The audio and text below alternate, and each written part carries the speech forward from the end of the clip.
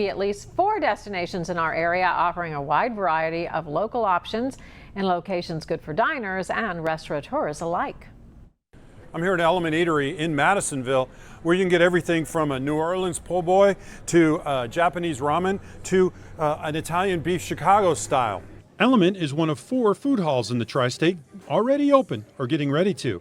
It opened last September, and General Manager Aaron Mulder says it's already pulled in between $7 and $10 million in revenue, far exceeding expectations. The concept behind it is to bring pretty much anything for everyone here that consists of local businesses for food options. Oakley Kitchen is the area's oldest operating food hall, with Factory 52 in Norwood partially open and Newport on the Levee constructing its own.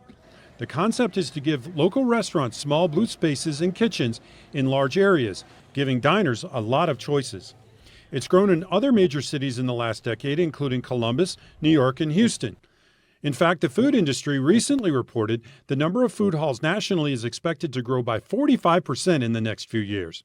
Mulder disputes the notion that it's just a twist on a food court in a traditional mall, with all restaurants being locally based, with most committing to local food sources or hand-making their dishes. It's not a food court, it's not a traditional food court. Our focus was local here, that's what we wanted. And the biggest thing with food courts is it's limited space generally, and it's a lot of franchises. This is completely different from a food court, and you can't get a beer at food court. During my visit, I tried 3 dishes. Can I get a shoyu ramen, please? Can I get an Italian beef for here? Can you put a little extra cheese on that for me, please? Can I please have a half of a fried shrimp po' boy with no lettuce? But Element has booths offering wings, mac and cheese, tacos, pizza, and Latin food, plus gelato and ice cream. You can also get a beer or a cocktail with a connection to a local distillery. Element relied on existing restaurateurs looking to expand. Joby Bowman is co-owner of Brew River Creole Kitchen, which also operates a kitchen at Sonder Brewery in Mason.